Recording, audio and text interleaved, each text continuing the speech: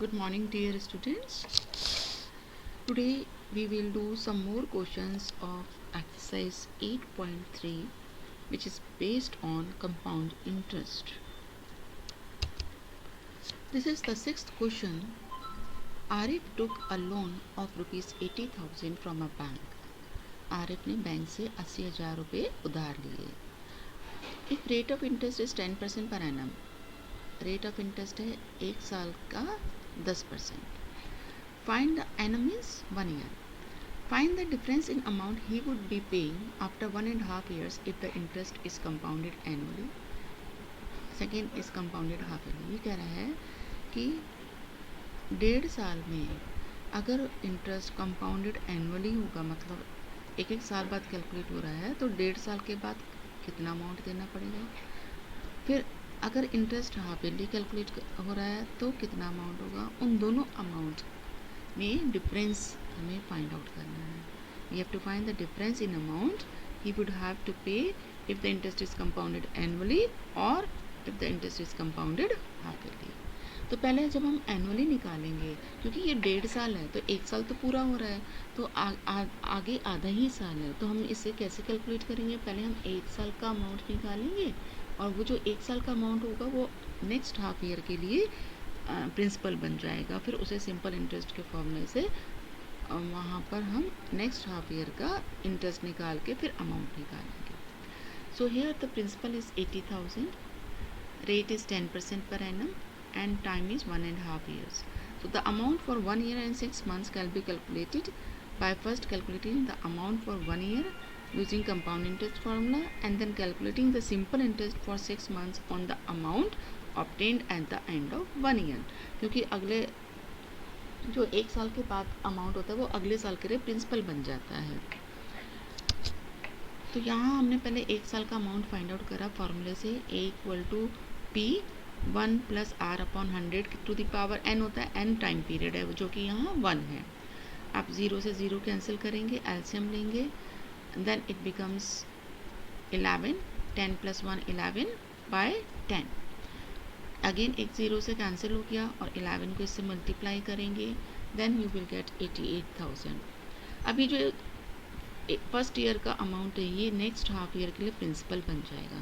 तो next half year के लिए इस पर हम सिंपल इंटरेस्ट कैलकुलेट कर सकते हैं. So simple interest is PRT upon 100. अब यहाँ टाइम क्या रखेंगे आप, टाइम 1.5 रखेंगे, क्योंकि हाफ ईयर मीन्स 6 मंथ्स और उसे ईयर्स में कन्वर्ट करेंगे तो 12 से डिवाइड करेंगे तो 6/12 मीन्स 1/2 ईयर्स हो गया. तो टाइम हमेशा हम यहाँ ईयर्स में ही सब्स्टिट्यूट करते हैं. यहाँ से दोनों 0 कैंसिल हो गए एंड 2 5 10 मल्टीप्लाई करिए, you will gate 4,400. So the interest for the first year क्या हो जाएगा. Interest for the first year था हमारे पास 88,000 तो अमाउंट आया था और 80,000 हमारे पास प्रिंसिपल था, तो दोनों को सब्ट्रैक्ट कर दिया. 8,000 हमारे पास इंटरेस्ट आ गया फर्स्ट ईयर का और हाफ ईयर का इंटरेस्ट 4,400 है. सो टोटल इंटरेस्ट क्या हो गया, दोनों को ऐड करके निकालेंगे 12,400. और अमाउंट क्या होगा, amount is principal plus compound interest होता है. प्रिंसिपल 80,000 था, कंपाउंड इंटरेस्ट हमारा 12,400 आया, तो दोनों को ऐड करके हमारे पास आ गया 92,400. अब इंटरेस्ट, क्योंकि अगर सेकंड पार्ट में था कि इंटरेस्ट को अगर हम हाफ ईयरली कैलकुलेट करें तो क्या होगा, तो रेट क्या हो जाएगा हाफ, और 1.5 साल में कितने हाफ ईयर्स हो गए, 3 हाफ ईयर्स हो गए. तो यहाँ पर P 1 plus R upon 100 to the power 3 हो जाएगा, क्योंकि हमारे पास 1.5 साल में 3 बार इंटरेस्ट कैलकुलेट होगा.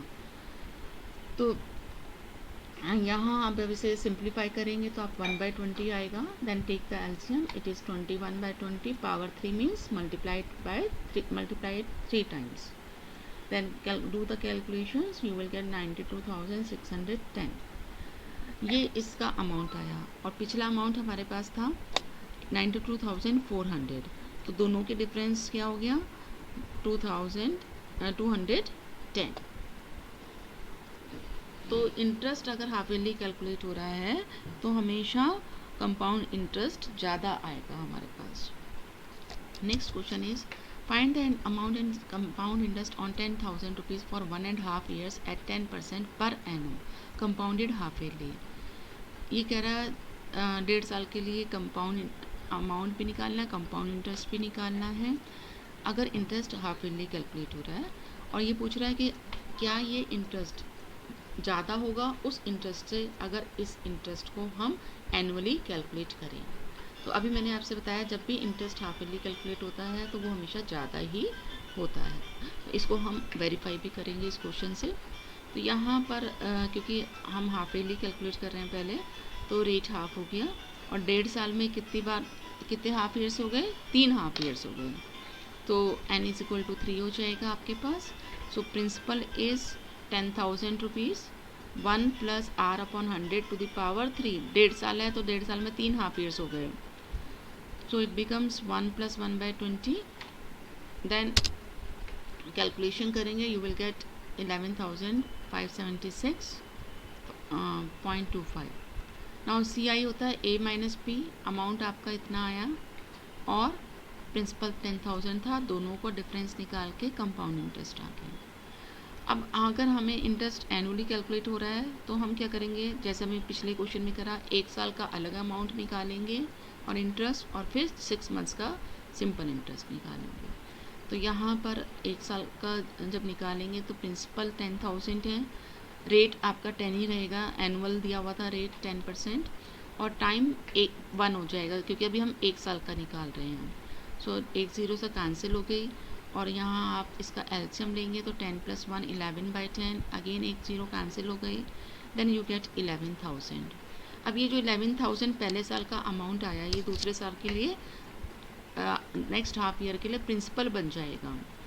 तो आपका नेक्स्ट हाफ ईयर के लिए आप सिंपल इंटरेस्ट कैलकुलेट करेंगे क्योंकि वो पूरा 1 साल नहीं है। तो इट इज़ PR, और टाइम आधा साल बच गया था तो आधे साल को हमने 1/2 लिख दिया है, divided by 100।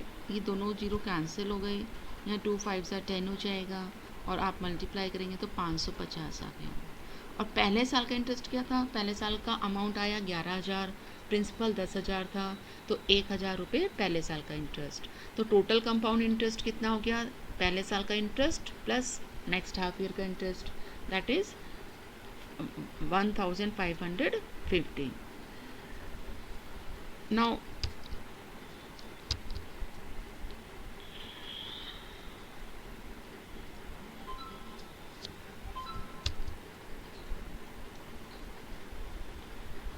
here we have seen that ये अगर इंटरेस्ट हाफ ईयरली कैलकुलेट हो रहा था तो हमारे पास टोटल इंटरेस्ट आया था 1,576, और जब हम एनुअली कैलकुलेट कर रहे हैं तो हमारे पास टोटल इंटरेस्ट इतना आया। सो हमने देखा कि interest would be more when compounded half yearly than the interest when compounded annually. That's all for today. Thank you. Now you complete it up to question number 9.